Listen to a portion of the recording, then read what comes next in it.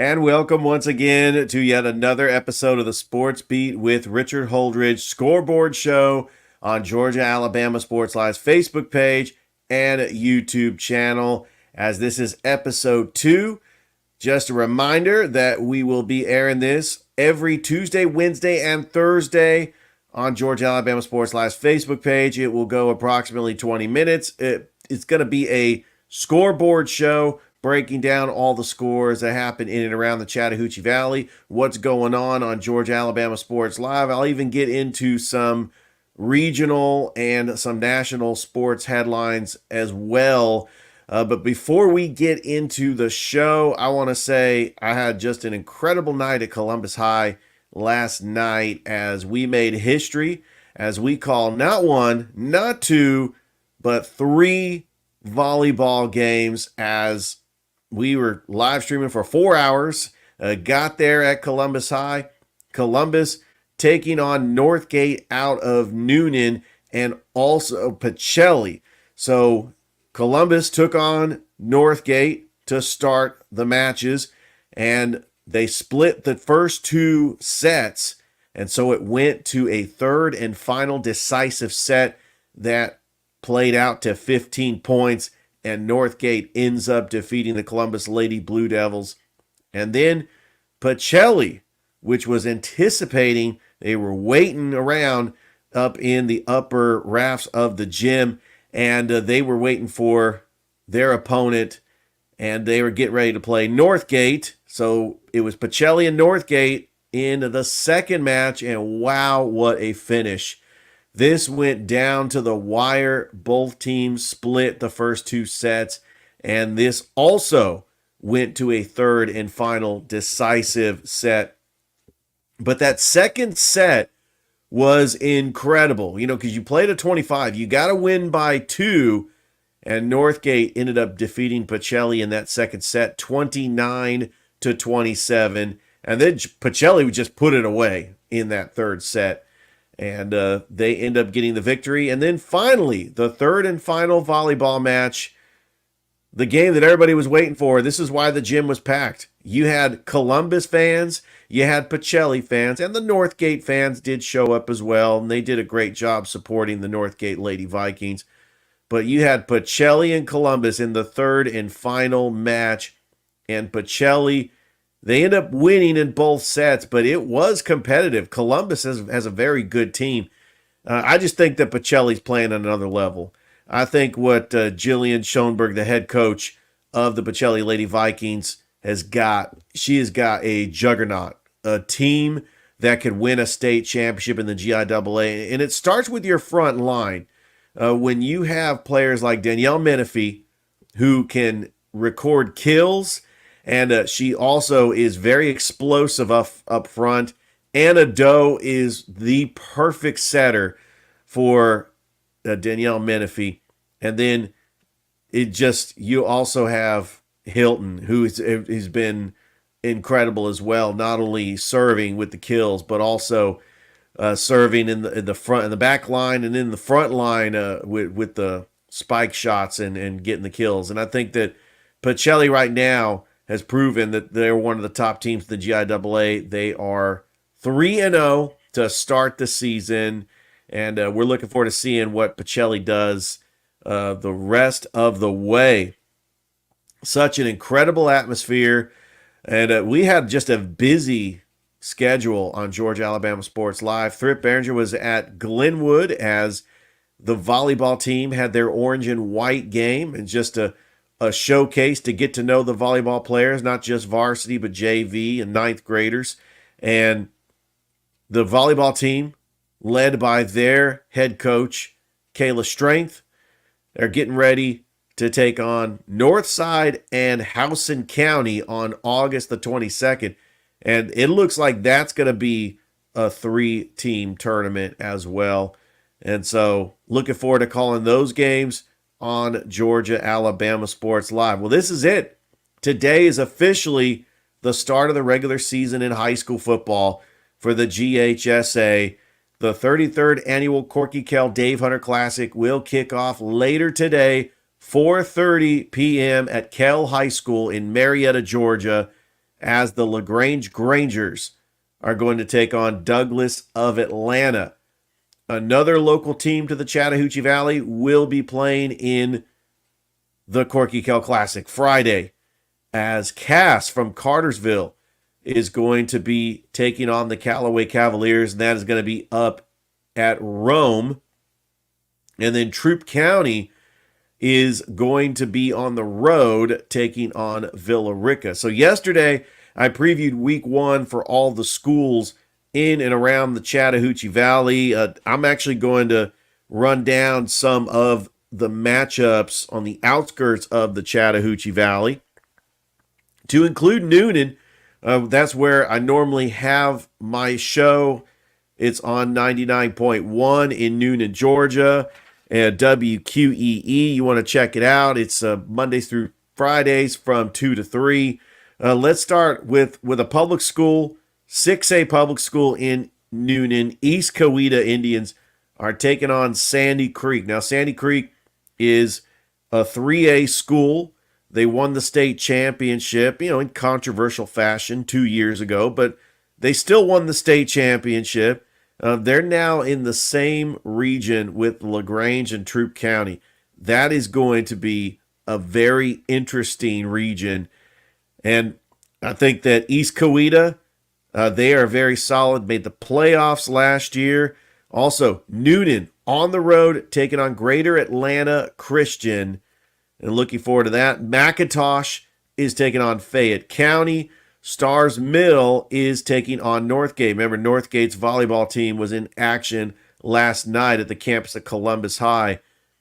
And you look at some other matchups. Sumter County, which is the only school that is in all the teams' regions for Columbus minus Northside.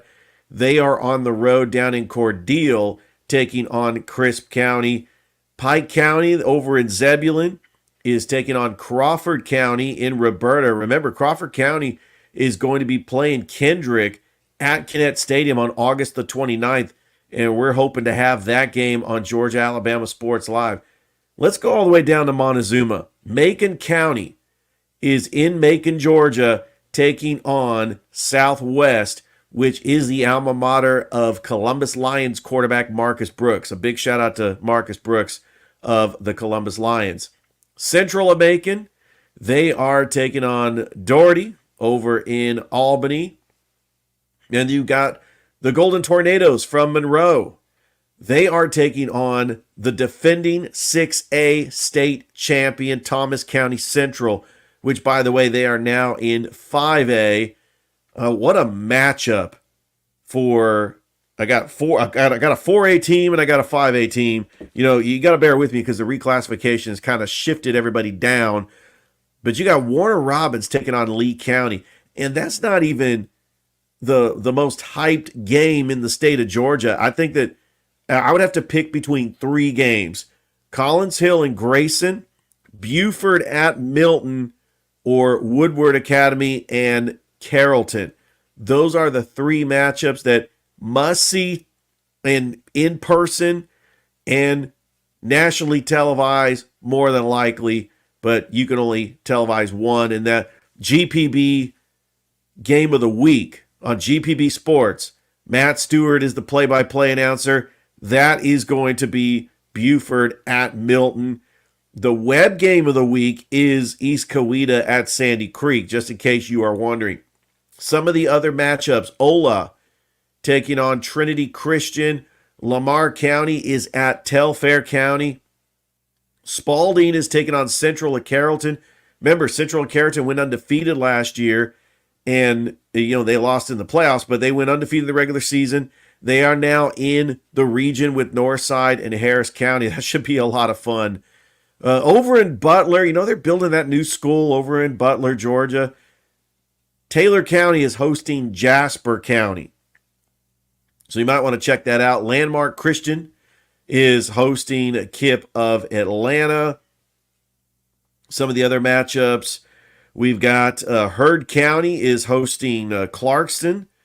Greenville, the home of Contavious Caldwell Pope, Well, they are hosting Calhoun County. Remember, Greenville is going to be taking on Columbus in week 3. That's a matchup you want to take a look at.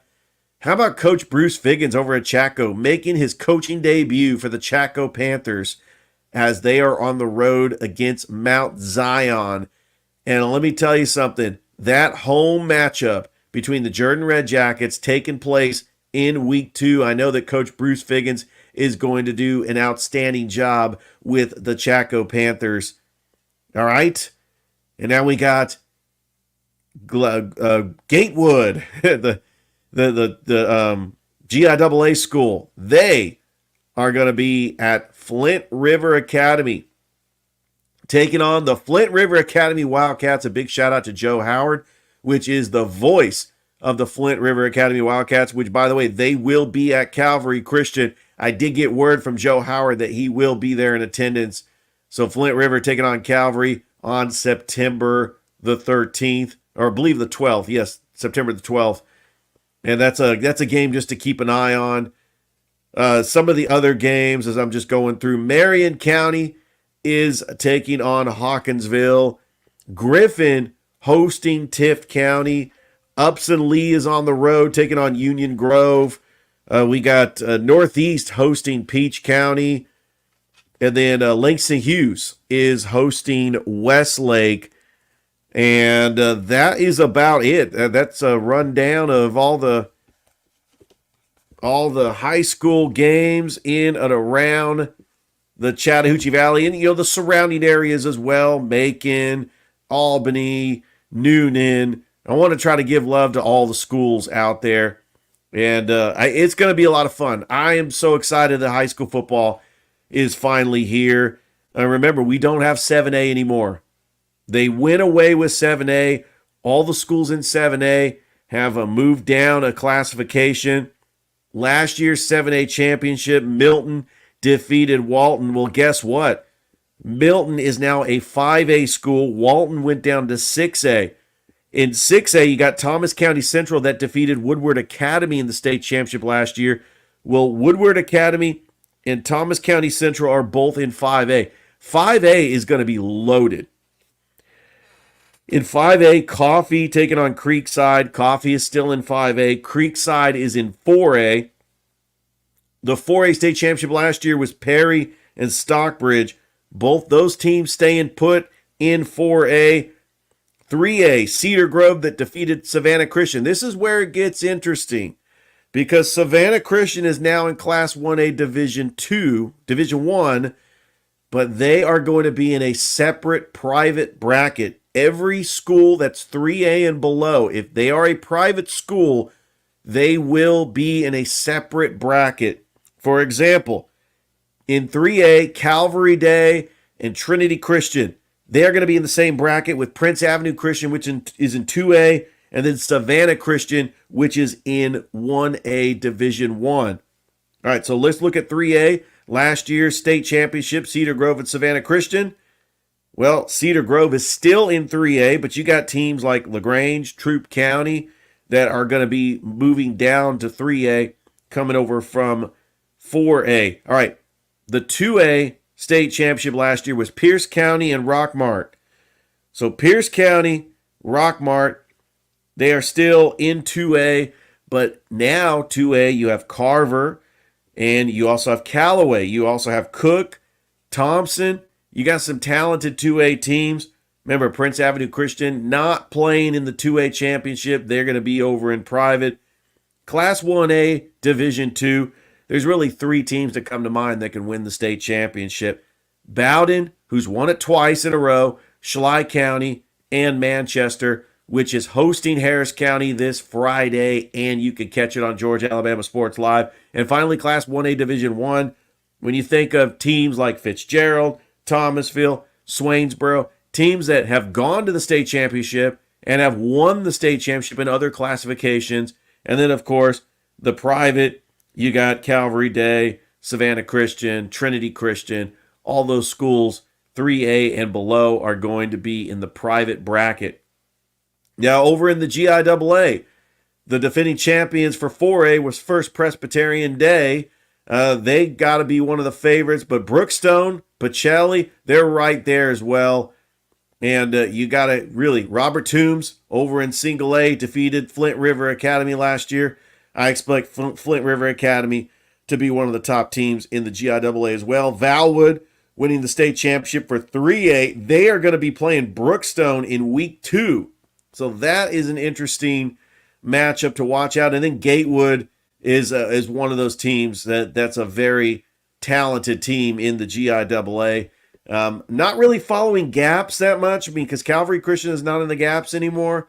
But every now and then I'll try to mention the gaps because, we still have some teams over there in the gaps. And don't forget, next week is week 1 for Alabama. So I will preview week 1 next week for the state of Alabama. All right, let's get into the Braves because they had a late night last night. Another extra inning game. They won, so that's good. The Atlanta Braves get the 4-3 victory in 10 innings over the San Francisco Giants. Raisel Iglesias had his 25th save, and Charlie Morton pitched 6 innings, gave up 2 runs.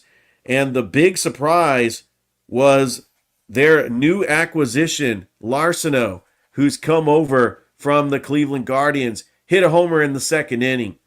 The Atlanta Braves are really taking advantage of the fact that the Phillies and the Mets both lost 4 games in a row. And right now they are 6 back of the Phillies, and they are 2 ahead of the New York Mets for that final wild card spot. And remember, the Braves play the Phillies 6 more times in the next 2 weeks. So they've done very well against the Phillies in the regular season. This is an opportunity to gain ground when they start getting their players back, like Michael Harris II, when they start getting Ronaldo Lopez back. Who knows when Ozzie Albies is going to come back. The Atlanta Braves should be making that September push to try to get into the playoffs. All right, NFL training camp. We know that preseason week 2 is approaching. This is when most of the starters are going to play. But there are some quarterback battles that I'm concerned about. The J.J. McCarthy injured, and he is going to have surgery, unfortunately. And also, you have a quarterback battle in New England, which I don't think Drake May is going to win that battle. I think that Drake May sits and they start Jacoby Brissett. I was actually impressed with Joe Milton. I thought Joe Milton did a lot better than Drake May. Right now, if I were to rank the rookie quarterbacks that have impressed me the most, I think that Bo Nix, Jaden Daniels, Caleb Williams, those are your 3. And to an extent, J.J. McCarthy, but he is injured, and I think he's going to be out for a while. Michael Penix Jr. was average. I mean, he was okay, but really, Drake May, I don't know if he's ready yet. I think that Bo Nix is ready to be the starter in Denver and start becoming a very good quarterback. I do believe the Denver Broncos are a quarterback away from being a functional franchise that, is not a dumpster fire like they have been for the past couple of years. All right, real quick before I sign off, the college football, I'm not going to say week 0, but the week of August 24th, we have a big game that I'm going to watch. It's Florida State, who is number 10 in the AP poll, taking on Georgia Tech. Florida State is a 12-point favorite. Take the points. Georgia Tech is going to surprise people this year. I do believe that Haynes Keene is going to cut down on his mistakes, and Georgia Tech is at least going to be an 8-win team and make it to a bowl game like they did last year. I was looking at their record. I know that Florida State is expected to win, but I would not be shocked if Georgia Tech ends up pulling off the upset in that first week of college football. And that's the only ranked opponent in the first week. And the next ranked opponent does not play until Thursday, August 29th, when NC State takes on Western Carolina. And then you also have Missouri, who's ranked 11th, taking on Murray State. and then Kansas taking on Lindenwood. One game that I'm actually going to be in front of the TV and watching on Thursday. Well, actually, I might have it on my phone because I might be at Otis Spencer Connect Stadium, is Colorado and North Dakota State. I think that this is going to be the barometer to see if Coach Prime is ready to take his Colorado Buffaloes to the next level, because they are now in the Big 12. And, you got to improve from a 4-8 record. You go 1-11, 4-8. You got to continue to improve. And hopefully Coach Prime can get them to where they need to be. And I think that the expectations for Colorado is at least just to get to a bowl game. All right. Well, we've had a fun show. And I know I went into detail about the high school football in week 1. I mean, there's just so many matchups that I'm excited about. Don't forget, on Tuesday's show, it's going to be a scoreboard show where I run down all the scores, give you a little detail of the highlights of the games, and where we're going to be for Georgia Alabama Sports Live on later shows. But of course, we will announce it on the Georgia Alabama Sports Live show. Don't forget, later today, we have the Muskogee County Coaches Show, Office Hours. That is premiering on Georgia Alabama Sports Live. We got the Georgia Alabama Sports Live show where myself and Thrift Behringer are going to be previewing high school football for the entire season. And if you missed the Harris County Coaches Show with Rick Beach and the head coach Tommy Watson, that was on Georgia Alabama Sports Live last night as well. So for Thrift Behringer, I'm Richard Holdridge saying so long, and we'll see you tomorrow on the Sports Beat with Richard Holdridge scoreboard show right here on Georgia Alabama Sports